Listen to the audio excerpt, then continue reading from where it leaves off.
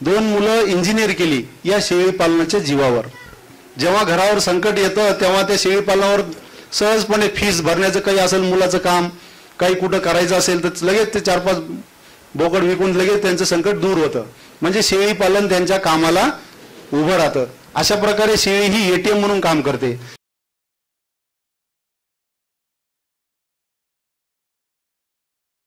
एक शेळी किती वेळा पिल्लं देते? तुम्ही लक्ष द्या की एक शेळी 2 वेळा येते आणि 2-2 पिल्लं देते. कधी कधी 1-1 देते, कधी 3 देते, कधी 4 देते. बस ना, एवढेच देते ना. तर याचं जर गणित केलं आपण तर वर्षामध्ये आपल्याला कसेही 3-4 पिल्ले मिळून जातात. आणि बाजारात हे पिल्ले 4-5 महिन्याची झाली की विकू शकतो आपण. बरोबर आहे का? हे 4-5 महिन्याची पिल्ले जर विकले तर आपल्याला एक 4 ते 5 हजार रुपयाला एक नग विकून जातात. आता महाग झालं, तुमच्या इकडे जास्त भाव मिळत असेल माहीत नाही, पण आमच्या इकडे 4 ते 5 हजार रुपयात 4-4, 5-5 महिन्याची पिल्ले विकली जातात. आहे की नाही? हा, तेच भाव आहे. बरं झालं. मग 4 पिल्ल्याचे पैसे किती होतात सांगा बरं? 5-20 हजार. 1 एकर कापसामध्ये 5 क्विंटल कापूस होतो, खर्च वजा जातो 20 हजार. म्हणजे 1 एकर शेत झालं की नाही? एक शेळी, लक्षात घ्या, ज्यांना वाटण्या करायला शेत राहणार नाही ना त्यावेळेस म्हणायचं मी तुला 2 शेळ्या देते बाबा, 1 एकर शेत होत आहे. वाटण्या करताना कधीपर्यंत किती दिवस आपल्याला पुरणार आहे शेत? वडिलाला असते 4 एकर, त्याला असते 2 पोरं, त्यांना जाते 2-2 एकर. आणि त्या पोराला असते नातू होते, आज त्या पोराला पुन्हा होते 2-2 पोरं, 2 एकरचे 1-1 एकर. आता 1-1 एकर वाला 2-2 होणारच आहे का? ते लग्न नाही करणारच आहे. आणि मग त्या 1 एकरचे पुन्हा अर्धा एकरवर. एक दिवस असा येईल 2000 म्हणतात तसं मोदी सारखं सांगावं लागेल की एक वेळ शेत नाही राहणार वाटणे करायला. राहील का? मग त्यावेळेस तुम्ही डोक्यात घ्या, मी सांगितलं होतं बाबा की एक शेळी म्हणजे 1 एकर, फक्त 2 शेळ्या करायच्या, तिनं पिल्ले दिले की हे तुला 1 पिल्लू, तुला 1 पिल्लू, हे तुझं 1 एकर, हे तुझं 1 एकर. वाटायला नाही राहील ना. तर त्याच्यामुळे शेती कमी होत चाललेली आहे ना. आणि मग त्यावेळेस आपल्याला जोडधंदे करणं गरजेचं झालेलं आहे. तर आता आपण थोडं शेळीविषयी शिकून घेऊ. आपल्याला शेळी का पाळायची? शेळी का पाळायची याचं कारण 1-2-3 सांगतो तुम्हाला मी, की आपल्याला वरचेवर आज्याकडून मुलाकडून नातूकडं ही जमीन वाटण्यामध्ये कमी होणार आहे आणि कमी होणार आहे. जर आपण समजा दुष्काळी असे भागात राहिलो तर आपल्याला जास्त उत्पन्न शेतीतून मिळतं का? अडचणी येतात. पाहिजे तसं उत्पन्न मिळत नाही, कारण पाऊस आपल्याला साथ देत नाही, काही अडचणी येत, भाव नाही वगैरे वगैरे. पण अशामध्ये जर आपण जोड व्यवसाय जर केले, आता मुंडे साहेब सांगत होते तसा जर एखादा कुक्कुटपालन सारखा जोड व्यवसाय केला, त्यांनी छान पैशाचं गणित सांगितलं, पण तुम्ही लक्ष नव्हतं, गेले आपल्या अंड्यातून पैसे झाले नाही. आपली परिस्थिती कधी बदलते? जर आपण प्रयत्न केला तर. मग तुमची परिस्थिती जर बदलायची असेल तर तुम्हाला 2 नवीन गोष्टी शिकाव्या लागतील. त्यामध्येच आमचा इथं तुम्हाला येण्याचा, आम्हाला इथं बोलवण्याचा हाच एक हेतू आहे की तुमची परिस्थिती कशी तरी बदलली पाहिजे. नाही बदलली पाहिजे का? कोणाला वाटतं आपली परिस्थिती बदलू नये? कोणाला नको वाटतं पैसे? सांगा बरं, हातवर करावं. आता आपल्याला वाटतं परिस्थिती बदलू नये, पैसे नको, असं आहे कोणी? हातवर करावं. आता आपण शेळी पालन व्यवसाय का करायचा याचे 1-2 कारण आहे आपल्याजवळ. पाऊसमान आपल्याकडे अपेक्षित होत नाही, है ना. आजकाल 2012 पासून आमच्याकडे अशी परिस्थिती आहे की पाऊस पडतो टायमाला पण खंड पडतात. पीक कधी कधी यावर्षी पण काही ठिकाणी आमच्याकडे सोयाबीन मोडावं लागलं, है ना, कापसाला ताण पडला. अशी परिस्थिती आमच्या भागात आहे आणि तुमच्याकडे पण असंच असेल. अशीच परिस्थिती ना आपल्याकडं, नाही का? पाऊस आपल्या मनासारखा पाऊस येतो का? पाहिजे तसं उत्पन्न होतं का? अडचणीत आहे आपण, कोरडवाहू भागातली आहे ना. त्यासाठी आपल्या भागामध्ये शेळी ही खूप उपयोगाची आहे. शेळीची जोड शेतीला दिली तर आपल्याला शेतीमध्ये आर्थिक स्थैर्य आणता येऊ शकतं. तुम्हाला लक्षात येते? म्हणजे उत्पन्न आपल्याला जोड व्यवसाय म्हणतो ना, जोड व्यवसाय. शेतीला जर जोड व्यवसाय केला तर आपलं उत्पन्न वाढू शकतं, किंबहुना आपली शेती ही शाश्वत व्हायला मदत होईल. आता शेळी कशी शाश्वत करेल हे आपण थोडक्यात सांगू, किंवा याच्यामध्ये तुम्हाला नाही समजलं तर पुढे तुम्ही हे विषय कसा शिकायचा आहे कृषी विज्ञान केंद्राशी तुम्ही संपर्क करून इथं काही प्रशिक्षण असतील तो विषय तुम्ही समजून कसा करायचा हे शिकून घ्या. पण शेतीला जोड व्यवसाय दिला पाहिजे हे तुम्ही लक्षात घ्या, है ना. शेती अडचणीत असेल तर आपल्याला कोणता तरी नवा व्यवसाय जोडला पाहिजे. शेतीमध्ये उत्पन्न जोड व्यवसायातून तरी केलं पाहिजे, असं आपल्याला करणं गरजेचं आहे. तर शेती पिकत नाही किंवा वेळेला आपल्याला पैसे मिळत नाही म्हणून करायची. दुसरी गोष्ट, आपल्या घरी कोणतंही पीक केलं, तुम्ही लक्ष द्या, आता कोणतंही पीक केलं, सोयाबीन केलं, तर आपल्याला वर्षात किती वेळा पैसे येतात सोयाबीनचे? एक वेळा येतात. आपण कापूस केला तर वर्षातून आपल्याला किती वेळा पैसे मिळतात कापसाचे? एकदाच विकायचं, एकदाच मिळतात. म्हणजे 12 महिन्यातून एक वेळा पैसे देणारे आपल्या शेतीचे उद्योग आहेत. आणि मग शेळी पालन केलं तर वर्षातून आपल्याला किती वेळा पैसे मिळू शकतात? कोणी अंदाज सांगू शकते? तुमच्याकडे बाजार असतील, बाजार, आठवडी बाजार, बाजारामध्ये शेळ्याचा बाजार भरतो, तुम्ही पाहिला असेल, बाजार माहित असतील ना तुम्हाला. शेळ्याच्या बाजारामध्ये शेळ्या भरल्या तर विकतात का नाही? विकतात. आठवड्यामध्ये ठरवायचं की आठवड्यामध्ये माझ्या शेळी फार्मचं एक बोकड विकलं पाहिजे. विकू शकतं का नाही?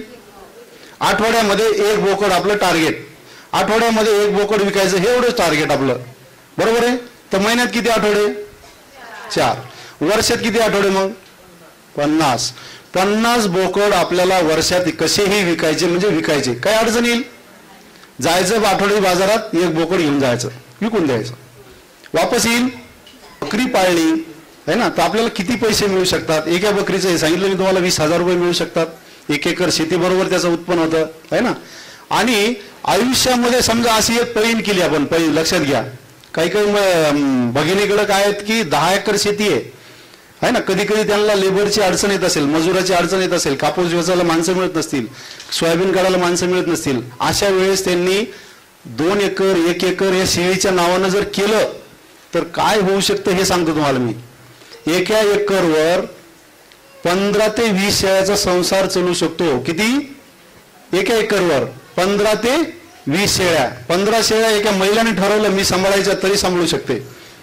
आणि आजकाल तुम्ही बघा, खेड्यामध्ये जे शेळी पालन करतात ते कोण लोक आहेत? ज्यांना एका पायानं चालता येत नाही, नीट अपंग आहेत, अशी शेळ्या फिरवतात. ज्या महिलाला तिचा करता धरता पुरुष नाहीये, नवरा वारलेला आहे, विधवा एखादी, अशी शेळ्या फिरते. ज्याला जमीन नाही अशी शेळ्या वळतात. आणि म्हणूनच चांगले शेतकरी या शेळीकडे वळत नाहीत. हे दुर्भाग्य, किंवा हे काय म्हणता येईल त्याला, शेळीचं दुर्भाग्य म्हणा. पण शेळी जर एका एकरवर गणित लावलं तर आपल्याला 15 शेळ्या सहज सांभाळता येतात. कोरडवाहू बोलतोय मी, कोरडवाहू शेतीवर 1 एकर कोरडवाहू शेळीचा चारा करायचा आणि 15 शेळ्याचं नियोजन करायचं. आपल्याला 1 एकर कापसापेक्षा आणि 1 एकर सोयाबीनपेक्षा जास्त पैसे मिळू शकतात. ते कसे? 15 शेळ्याचा चारा 1 एकरवर करायचा. कोणता करायचा काय तुम्ही प्रशिक्षणामध्ये शिका किंवा सांगून देईल मी, आहे ना. शेळी खाते तो चारा आपण 1 एकर मध्ये करायचा 15 शेळ्याचा. आणि 15 शेळ्याचे पिल्ले किती होणार? मग ते ठेवायचे नाही आपल्याकडे, ते ठेवायचे नाही म्हणजे मोठे करून ठेवायचे नाही, बाजारात त्याची विक्री करायची. कधी? 4 महिने झाले, 5 महिने झाले की विकून टाकायचे. असे एका वेळेला 6 महिन्यात किती येतील? 15 दुनी 30. आणि दुसऱ्या 6 महिन्यात 15 दुनी 30. तुम्ही म्हणले अशा शेळ्या मला वाढवायच्या की दर महिन्यात 2 पिल्ले आले पाहिजे, तरी वाढू शकतं, बरोबर आहे. म्हणजे 12 महिन्यात 2 शेळ्याची जनावर झाली तर तुमचे बरोबर ते गणित बसून जाते. म्हणजे दर महिन्याला तुमचे 4 बोकड विकायला येतात 15 शेळ्यापासून. दर महिन्यात 4 बोकड, 4 बोकडाचे पैसे होतात 20,000. म्हणजे महिन्याला 20,000 रुपये बोकडाच्या विक्रीतून येऊ शकतात. असं नियोजन तुम्ही तुमच्या शेळ्याचं लावू शकतात. एकदम तुमचे बोकडं सांभाळणं अवघड होऊ शकतं. 15 शेळ्याचे 30 बोकड एकदाच आले, मोठे करणं थोडं अडचण येऊ शकते. मग हे शिकण्यासाठी तुम्हाला पुन्हा प्रशिक्षण घेणं किंवा अजून माहिती घेणं, काय खाऊ घालावं लागेल हे शिकावं लागेल. आमचे सरपंच आहेत, त्यांच्याकडे सध्या 50 शेळ्या आहेत, 100-150 ते नेहमी करतात आणि मग नंतर विकून टाकतात. पुन्हा 50 करतात, पुन्हा 50च्या 150 करतात, पुन्हा विकून टाकतात. असं चलत राहतं त्यांचं. दरवर्षी 3-4 महिन्यात ते विकून टाकतात. तर तेच तुम्हाला सांगतीलच.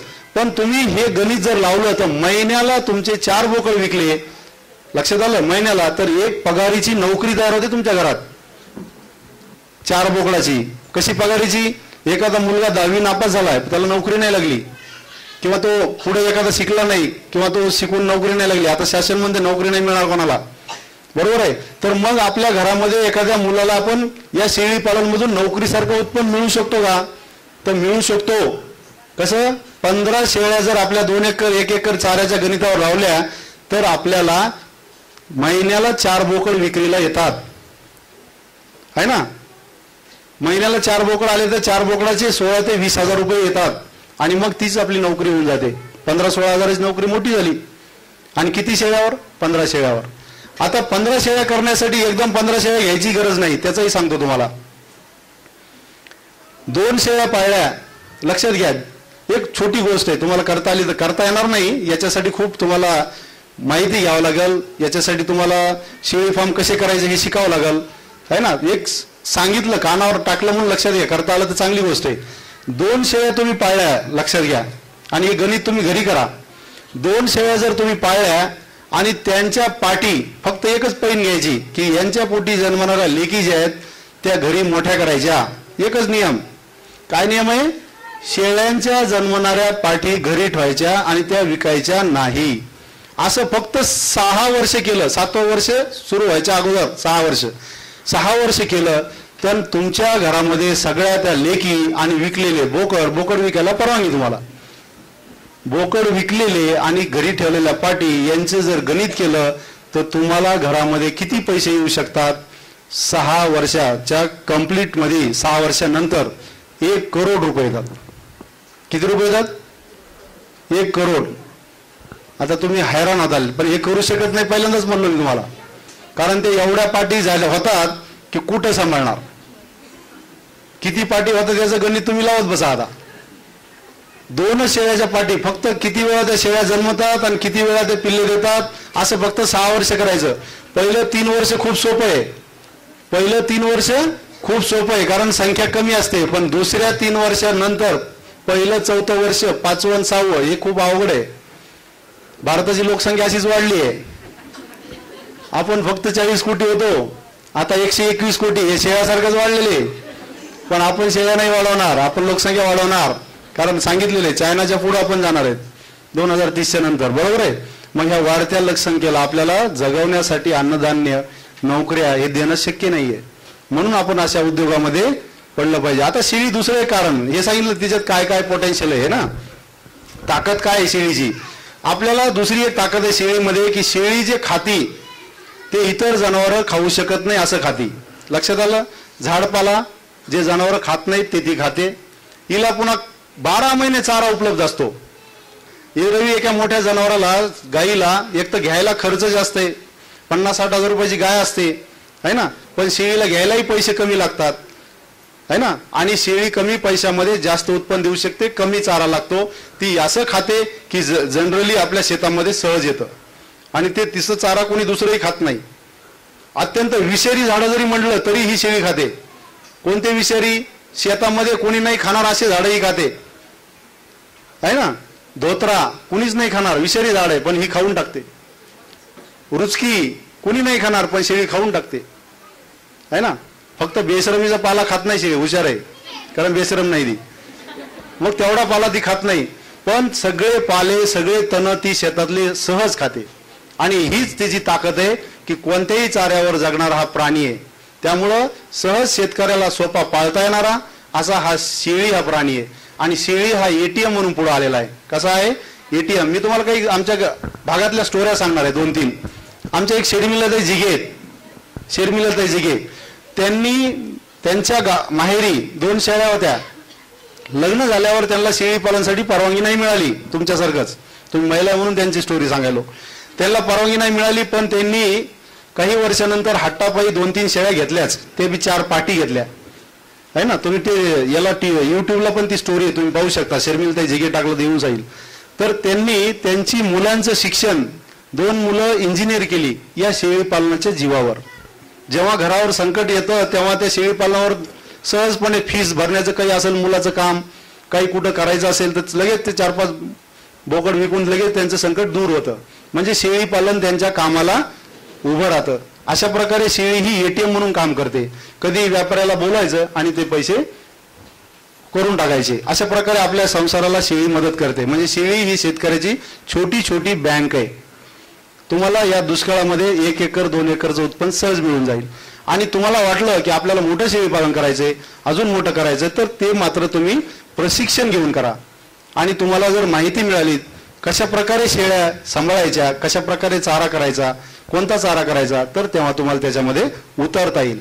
थोडं शेळीविषयी सांगतो आता. भारतामध्ये बऱ्याच गोष्टी आहेत की आपण एकमेकाचं ऐकून शेळ्या करतो, है ना. जगामध्ये 102 जातीच्या शेळ्या आहेत. किती जातीच्या? 102 जातीच्या. पण आपण 102 जाती नाही पाळायच्या. आपण खूप सदैव, म्हणजे काय म्हणतो आपण त्याला, दैववान आहे किंवा सुदैवी आहे की आपल्या भागात असणारी शेळी ही जगातल्या शेळीच्या तुलनेमध्ये नंबर 1ला आहे. जगामध्ये 2 उद्देशासाठी, तसं 2-3 उद्देश, म्हणजे नवीन नवीन उद्देश आहे, पण मुख्य उद्देश 2 आहेत शेळीचे पाळण्याचे, एक मांस आणि एक दूध. आपण दुधासाठी भारतात आता तरी शेळी पाळत नाही, पण मांसासाठी शेळी आपल्या भारतात पाळली जाते. मग ही शेळी मांसासाठी प्रसिद्ध असणारी भारतात जे जाती आहेत, भारतात किती जाती आहेत? 22 पैकी भारतात सगळ्यात 2 जाती सुप्रसिद्ध आहेत मांसासाठी, किंबहुना जगात. यात उस्मानाबादीचा नंबर त्याच्यात येतो, आणि एक आहे ब्लॅक बेंगाल, पश्चिम बंगालची ब्लॅक बेंगाल, जी उस्मानाबादी सारखीच आहे. दोघी समोर आणल्या तर एक बुटकी आहे आणि एक उंच आहे. उंच जी आली ती आपली आहे आणि बुटकी ती आहे ब्लॅक बेंगाल. या दोन्ही सारखं मांस कोणाचंही, म्हणजे ते खाणारा म्हणतात माणसं की टेस्टेड लागत नाही, किंवा त्याच्यात कोलेस्ट्रॉल कमी आहे, याच्यामध्ये कोलेस्ट्रॉल कमी आहे, म्हणून हे महाग होणार आहे आणि वरच्यावर महाग होणार आहे. तुम्हाला मी माझे असं शाश्वत सांगू शकतो गॅरंटीनं की जसं आपण एखाद्या पिकाचा भाव काय राहील हे नाही सांगू शकत, उद्या सोयाबीनचा काय भाव राहील, कमी होईल जास्त होईल, पण गॅरंटी नाही सांगू शकतो की शेळीचा मांसाचा भाव हा पुढचे 20 वर्ष तरी कमी होणार नाही. कारण तुमच्याकडे शेळ्याची संख्याच कमी. किती संख्या आहे बघू आपण. जगामध्ये जर विचार केला आपण किंवा भारतामध्ये, तर आपल्याकडं भारतात 20 कोटी शेळ्यांची संख्या आहे. किती कोटी? 20 कोटी. आणि महाराष्ट्रामध्ये जर विचार केला तर फक्त 9 दशलक्ष, म्हणजे 1 कोटीच्याही खाली आपल्याकडे शेळ्या आहेत. देशात जर विचार केला तर आपल्याला राजस्थान माहिती आहे ना, राजस्थान कसं आहे? महाराष्ट्र चांगला का राजस्थान चांगला? सांगा बरं. महाराष्ट्र चांगला, कारण तुम्ही महाराष्ट्रात आहे म्हणून. महाराष्ट्रात पाऊस आहे म्हणून, आहे ना, वाळवंट नाही. तरी पण भारत देशामध्ये राजस्थान हा नंबर 1ला आहे शेळ्याच्या संख्येला. जवळजवळ 10 कोटीच्या पुढं शेळ्याची संख्या नुसत्या राजस्थानात आहे, म्हणजे 50% भारताच्या शेळ्या राजस्थानात आहे. आपला 6वा नंबर लागतो. कितवा नंबर? 6वा. म्हणून आपण खालच्या भागात आहेत. परंतु महाराष्ट्रामध्ये जरी मागणीचा विचार केला तरी आपला तेवढा पुरवठा महाराष्ट्रातून होत नाही. म्हणून आपण बऱ्याच वेळा शेळीपालन वाढलं तेव्हा बाहेरच्या शेळ्या येत होत्या आपल्याकडं. की बाहेरच्या शेळ्या येण्याचं कारणच ते होतं की आपल्याकडे शेळ्याची संख्या कमी आहे, आणि म्हणून आपल्या शेळ्या वाढवणं खूप गरजेचं आहे. आणि तुमच्याकडे जेव्हा ते 1-1, 2-2 होतील ते आपोआप वाढतील, पण त्या वाढल्यानंतर त्याची विक्रीची अडचण नाही, त्याच्यातून आपल्याला उद्योगच मिळेल. म्हणून ही संख्या आपण महाराष्ट्रामध्ये, आणि महाराष्ट्रामध्ये आपल्याला पाऊस आहे, वाळवण नाही, चारा निर्माण करू शकतो आपण. आपल्यासारखा भाग चांगला, आणि त्यात मराठवाड्याचा भाग हा कोरडवाहूसाठी सगळ्यात चांगला आहे आणि शेळीसाठी अतिशय चांगला आहे. आपण चर्चा करतो की कुठे ऐकत असाल तुम्ही हवामान बदल व्हायला, आहे ना, ते ढगफुटी होते, वातावरण तापते, ऐसा ऐकता ना तुम्ही. तर हे वातावरण तापणं किंवा हे वातावरण बदल होणं, याला जर उत्तर बघितलं तर शेळीमध्ये ती ताकद आहे की वातावरणामध्ये जे तापमानाचे बदल व्हायले ते सहन करायची. हे विज्ञानानं प्रूव्ह झालेलं आहे की शेळी ही 2 ते 2.5 डिग्रीचं तापमान वातावरणाचं आपल्यापेक्षा सहज सहन करू शकते. बघा तुम्ही, शेळीला ऊन लागत नाही उन्हात फिरली तर, है ना. आणि उलट माणसं काय करतात, शेळीचं दूध कानात टाकतात ऊन लागलं तर. शेळीचं दूध खाणाऱ्याला लवकर बिमारी होत नाही.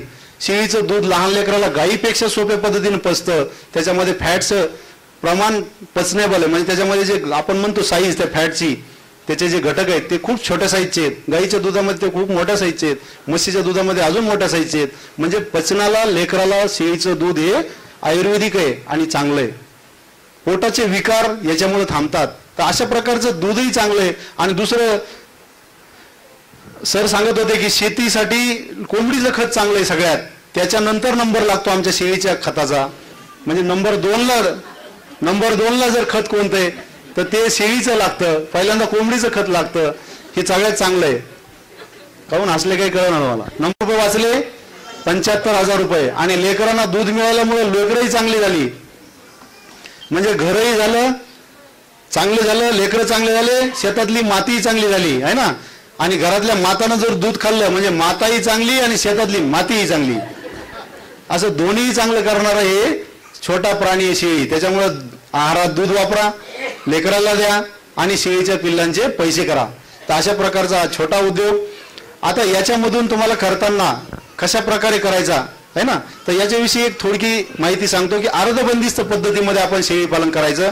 जर समजा तुम्ही भविष्यात विचार केला एक 10 शेळ्या 15 शेळ्या आणि 20 शेळ्या, मात्र जे गावामध्ये फिरून शेळी पालन केलं जातं, एकमेकाच्या त्या मागं फिरलं जातं, असं शेळी पालन मात्र करू नका. कारण का, सगळ्यांनीच तसं केलं तर कुठं शेळ्या न्यायच्या, फिरवायच्या कुठं, एवढी जमीन नाही, गायरान नाही. तर शेतीमध्ये आपण जर 15 शेळ्या आणि 1 एकर चारा असं गणित लावलं तर आपल्याला शेळी पालन सहज शक्य होऊ शकतं, जर चाऱ्याची सोय असेल. आता चाऱ्याचा विषय आला म्हणून एक सांगतो की आपल्याला 12 महिन्यापैकी 3 सीझन मिळतात. 3 सीझन म्हणजे उन्हाळा, हिवाळा, पावसाळा. आपल्याला या 3 सीझनचा विचार केला, 12 महिन्याचा विचार केला तर 6 महिने आपल्याला चाऱ्याचं व्यवस्थापन सोपं जातं आणि 6 महिने 12 महिन्यातलं चारा व्यवस्थापन हे अवघड जातं. तर आपण हुशार त्याच्यासाठीच आहेत की अवघड जाणारं गणित आपण पहिल्या 6 महिन्यातच सोपं करून घ्यायचं. हे जे करतात त्यांचंच यशस्वी आणि नाही करतात त्यांचं मात्र अडचणीत येऊ शकतं. ते कसं करतात किंवा कुणी कसं करतं हे आपण पाहून शिकू शकतो. 6 महिन्यामध्ये म्हणजे जूनच्या नंतर 6 महिने आपण पुढच्या 6 महिन्याचं नियोजन पावसाळ्यातच करायचं, म्हणजे आपलं नियोजन उन्हाळ्याचं सोपं होतं. हे जर केलं म्हणजे खरीपातच रब्बीचं आपण नियोजन केलं चाऱ्याचं तर आपलं शेळी पालन सोपं होऊ शकतं. जो खरीपामध्ये झोपला त्याची शेळी झोपली आणि पैसे त्याचे येणार नाहीत, आहे ना. म्हणून चारा व्यवस्थापन जिथं आहे तिथं शेळ्यांची संख्या वाढू शकते. आणि बऱ्याच शेळी फार्मची अडचण किंवा बऱ्याच शेळी फार्म चालू होऊन बंद झाले फक्त एका गोष्टीमुळं, चारा व्यवस्थापन चुकल्यामुळं, आहे ना. मग आता चारा देताना शेळी काय काय खाते तुम्हाला सांगितलं मी, फक्त बेशरम सोडून सगळं खाते, आहे ना. तर शेळी ही अनेक प्रकारचा चारा खाते. त्याच्यापैकी तुम्ही इथं बघितलं असेल या कॅम्पसवर मोठी तुती लावलेली आहे. ही तुती तुम्ही जर शेळ्यासाठी लावली म्हणजे ह्या 10 ओळी तुतीच्या, ह्या 10 ओळी शेवरीच्या, ह्या 10 ओळी बोरीच्या, बोर खाते ना, बोरीच्या, आणि त्याच्यामध्ये वेगवेगळे गवत, वेगवेगळ्या बिया फेकल्या, वेगवेगळे वेल, गवारीचं वेल, आहे ना, चवळीचा वेल, असे वेल फेकले तरी तुमचं चाऱ्याचं गणित सोपं होऊ शकतं, आहे ना. आणि या कमी पावसावर येणाऱ्या सगळ्या चाऱ्याच्या प्रकार आहेत. आणि तुमचं 1 एकरचं गणित बसलं तर तुम्हाला सोप्या पद्धतीनं शेळी पालन करता येतं. जर चारा नसेल तर तुम्ही 2 शेळ्याच्या पुढे पाळू नका. आणि चारा व्यवस्थापन करायची तयारी असेल, लेबर मिळत नसेल, पैसे महिन्याला पाहिजेत, असं जर पाहिजे असेल तर तुम्ही शेळी पालन जरूर करा, आहे ना. शेतीला जोड व्यवसाय करायचा असेल तर तुम्ही शेळी पालन जरूर करा.